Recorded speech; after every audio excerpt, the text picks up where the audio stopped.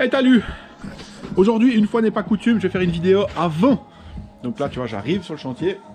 Il fait froid, il fait cru. J'ai pas regardé combien il fait d'ailleurs. Combien fait-il? 7 degrés. Oh bah ça va. Ça va. J'ai mon café chaud, tout va bien. Alors, je te montre un petit peu ce qui a été fait. Pas mal bossé. Pour vous, c'est les vacances. Hein, ça se boive de faim, de foie gras et tout ça. Puis moi, bah, je suis sur le chantier. Alors, ça. Donc celle-là, je crois que je t'avais déjà montré. Hein, la cloison de Nathan, le cadre de fenêtre, tout ça. Et puis là, ben, j'ai fait celle-là. Alors celle-là, elle va jusque tout au fond là-bas. Elle est à 10 cm du bord, hein. Ça c'est pour les archives. Donc 10 cm d'un bord arrondi que j'ai remaçonné derrière. Il y a donc 10 cm d'isolation contre le bord le plus à fleur. Et puis après, il y a quasiment 30 cm encore derrière. Donc plus l'isolation qu'il va avoir dans le rail. Alors c'est un petit peu, tu vois, c'est très brouillon, hein. C'est des restes d'isolation. Sachant que l'isolation qui va venir dans le rail, elle n'est pas encore posée. Donc là, pour l'instant, je m'en fous, hein. On comble vraiment avec ce qu'on a. Puis c'est celle dans le rail, pour moi, qui fait vraiment la vraie bonne isolation. Et puis alors, celle-là, elle est un petit peu spéciale. Parce que ce que je vais faire maintenant, ça fait quelques jours que ça mûrit. Je vais venir faire en fait une surcloison devant, de ce côté ici, tu vois. Ah, je sais pas, peut-être 60 cm. Ça fera des mini rangements ici. Puis je vais venir sur 2 mètres, quelque chose comme ça, tu vois. À peu près jusque là. Et puis, ça fera une espèce d'enclave. Donc, je vais venir comme ça ici. Puis là, je vais venir comme ça, tu vois. Donc ici, cette espèce d'enclave, ça sera pour mettre un lit. Donc, on va le glisser. Je ne veux pas faire, moi, en fait, le lit en tant que tel, qu'on puisse choisir un peu le lit qu'on veut. Mais l'idée, c'est qu'il y ait le cadre autour du lit qui soit plein, puis qu'en fait, ça fasse un petit peu bibliothèque, rangement, etc. tout autour, avec tout ce qu'il faut, puis que ça soit tout sympa. Du coup, je ferai sans doute une petite porte ici, sachant que là, ben, il y aura très certainement un bureau, tu vois, où je pourrais aussi mettre des étagères, des trucs. Il va être comme un coq en pâte ici, Nathan. Et puis ben voilà. De l'autre côté, par contre, et ça c'est le problème, je te montre. Alors, de l'autre côté, j'aurais bien aimé renoncer en fait à ça. Du coup, à laisser le mur vraiment le plus bas, enfin le plus loin possible, avoir un maximum d'espace dessous. Encore qu'avec la hauteur sous plafond, je pense que c'est pas super utilisable. Mais par contre, ce qui se passe, c'est que je vais avoir le tube de la cheminée d'en dessous qui va passer là. Donc il faut que, enfin à l'origine, je voulais anticiper ça, puis l'avoir déjà avant de faire la cloison. Mon sanitaire est un peu surbooké, donc j'espère que ça sera l'année prochaine assez rapidement. Mais voilà, je vais quand même devoir en faire une. Parce qu'il y a l'autre chose qui se passe, c'est que je ne vais pas passer mes gaines dans cette cloison-là. Je vais profiter de l'autre pour les passer dans celle qui est chaude. Mais ça veut dire qu'il en faudra une ici aussi. Donc là, de toute façon, je pense que je vais en refaire une deuxième qui sera au moins à 40 cm du bord. Et puis voilà. Donc à nous après de calculer comment et puis quoi et puis tout ça. Voilà, donc je te la fais super courte, hein, 3 minutes, c'est bien, ça te plaît. Ah oui, non, mais puis il y a ça aussi qui est Fergan, tu vois. Donc là, j'ai mis en bois, hein. Donc là, j'ai mis bois démontant pour avoir un peu de portance. Je me dis, si le toit vraiment descend pas mal ici à cause de la neige. Je me suis bien emmerdé, j'ai rajouté un second montant ici aussi, tu vois. J'ai dû faire des encoches, hein. Et je deviens, hein, un menuisier, moi, je te dis, hein. Des encoches pour avoir, ben déjà pour pouvoir faire l'angle complet avec la future cloison qui vient ici. Et puis c'est là-dedans que je vais venir me reprendre pour faire ma future barrière ici. Donc je voulais pas mettre un comme ça, même si ça franchement c'est du 6, hein. Enfin, ce serait largement assez solide. Mais voilà, quand t'es pas menuisier professionnel, bah tu prends aucun risque. Donc là j'ai du 10 par 8, c'est large. Et puis c'est cool. Donc voilà, du coup, bois ici de ce côté. Je l'ai finalement mis à l'extérieur. On va venir mettre la plaque par-dessus la poutre. Puis on la cache, puis ma foi on fera un coffrage autour de la poutre. Et je peux faire passer mes gaines au milieu ici, ça c'est le truc qui est cool. Encore qu'il va falloir que je perce celle-là, ça j'aime pas du tout, mais bon ma foi comme ça. Et puis ben, de l'autre côté par contre rail métal, ossature métallique sur toute la longueur, c'est ce que je vais faire maintenant en fait. Je vais venir faire monter ce truc, je vais juste aller regarder exactement en bas où passera le futur conduit de cheminée, pour pouvoir adapter encore si je peux encore avec ma cloison. Et voilà. Et puis après, ben, j'attaque cette cloison. Bah du coup, quasiment 5 minutes, tu vois. Mais je te referai une petite vidéo à la fin de la journée. Voilà. Alors, ciao, hein. Re-salut. Alors pour toi, ça fait 2 secondes depuis que j'ai exceptionnellement fait une vidéo avant de débuter. Moi, ça fait quelques heures. Il est bientôt 5 heures. Je vais m'arrêter là. Donc, terminé, hein. Voilà. Tu peux voir, attends, je vais enlever. Ça pète les yeux. Donc voilà, quelques petits soucis. Parce que j'avais commandé des montants de 3 mètres, mais comme tu peux voir là-haut, je sais pas si tu arrives à voir en fait. Peut-être pas ceux qui regardent ça sur un smartphone, n'arriveraient pas. J'ai dû rajouter une cale parce que mon montant de 3 mètres était 5 cm trop petit, parce que évidemment, j'ai l'impression d'être chanceux sur plein de trucs. Et puis alors sur des trucs à la con, mais non, clairement pas du tout. Par exemple, tu vois là, donc tous les 62,5 cm, soit mon anthrax, soit la largeur de mes plaques que je vais mettre ensuite, je mets un montant. Et tu penses bien que s'il y a une poutre là au milieu, hein, sur tout le machin, eh ben, faut que ce soit pile sur un montant. Puis t'imagines bien que si ce putain de montant doit se mettre sur une poutre, alors forcément il va venir sur l'angle de la poutre, même pas à plat ni quoi que ce soit. Donc bricolage, perte de temps, mais bon, solidité quand même. Et puis là-haut, ben, évidemment, ben, avec ces 5 cm, ben, j'ai rajouté ce cale, je l'ai vissé à coin, je l'ai même repris dans le chevron sur une des vis. Ça bougera pas, mais voilà, c'est tous des trucs sur lesquels tu perds du temps et du temps. Sinon, je suis bien. Là, j'ai bien avancé aujourd'hui, je suis content. Monia m'a donné encore un coup de main, elle a rempli quelques cadrans là-bas avec cette isolation. Comme tu vois, c'est toujours un peu Tetris, hein. C'est même un peu très Tetris. Mais on s'en cogne. Encore une fois, c'est vraiment la première cloison, celle qui va venir contre le mur. C'est même pas la cloison définitive. On aura encore un grand espace d'air là au milieu, donc on aura large. On aura très large. Ouais. Et puis donc moi, ben celle-là, ben c'est prêt. Il me reste à décider qu'est-ce qu'on va passer comme gaine, où, comment, pourquoi. Ah, tiens, j'ai mal fait mon ménage, moi. Hop. Ça, je laisse pas traîner parce que ça coupe. D'ailleurs, je me suis fait une petite surprise là. Il est où cette salope? Là, tu vois. J'ai mis un gros coup de marteau depuis, mais je me suis pris dans le crâne. C'est un clou de la sous-toiture. C'est agréable toujours sur le cuir chevelu. Quand tu t'y attends pas, c'est sympathique. Ça pique, ça réveille, c'est bien. Donc voilà.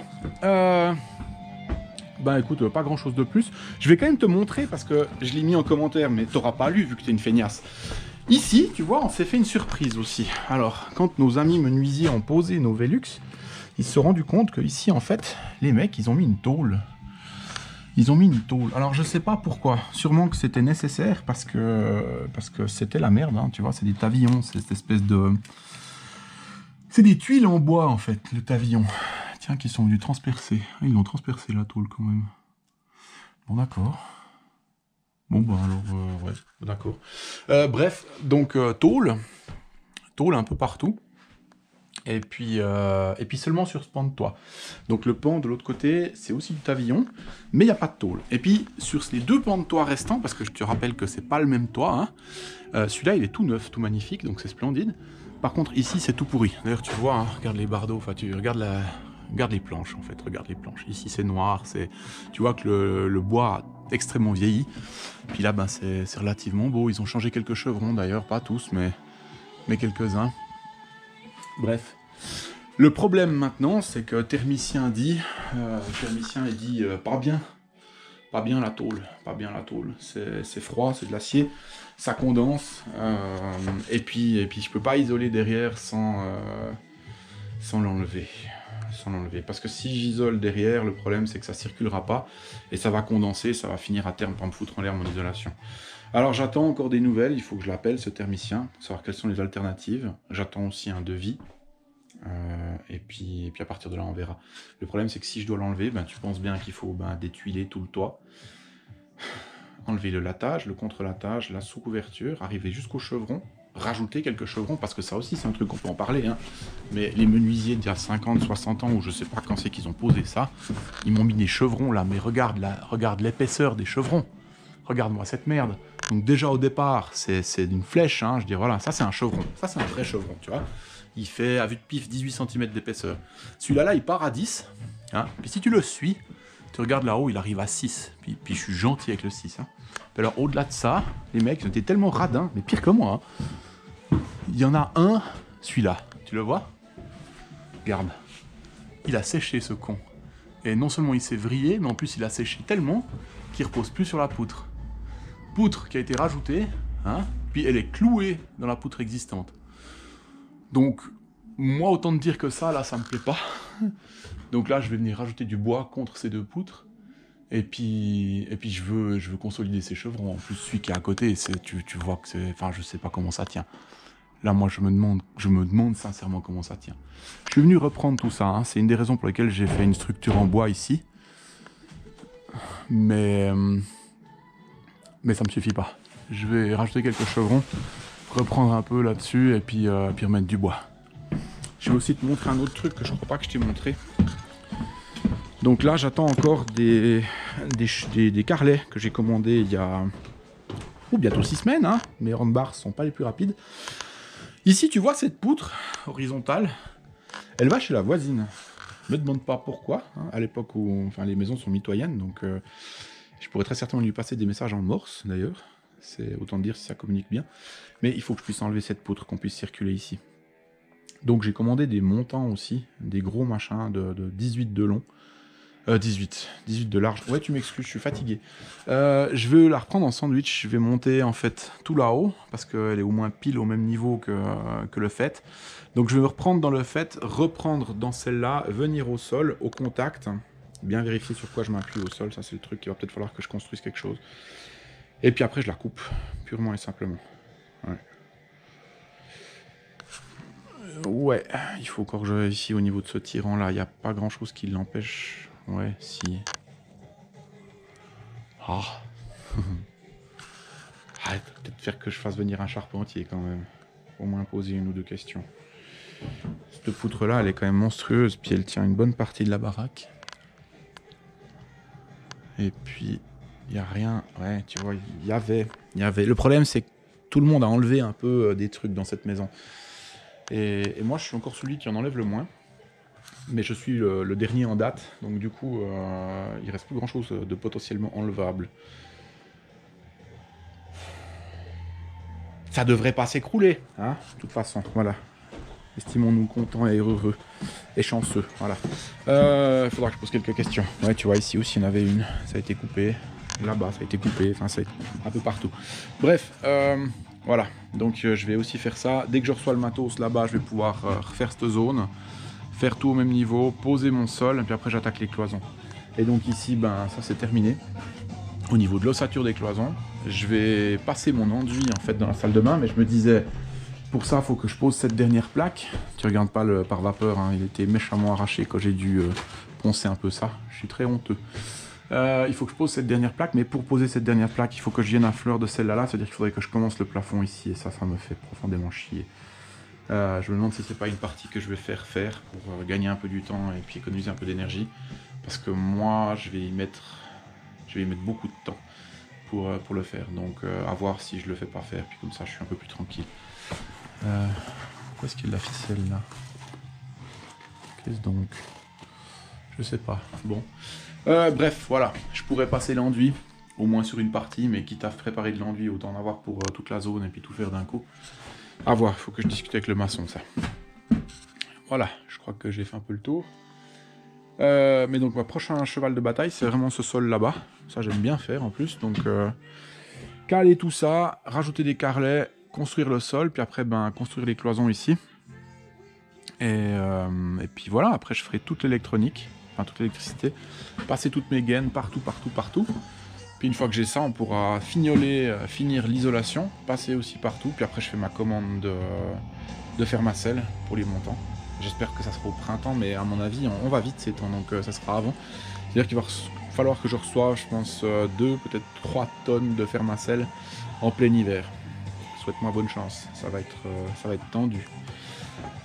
Voilà, je te laisse tranquille. Je crois bien qu'avec ma vidéo de ce matin, ça va faire dans les 14 minutes. Ça semble être un temps assez standard. Donc voilà, je te souhaite encore une bonne nouvelle année si on se revoit pas d'ici là. Hein? Ciao.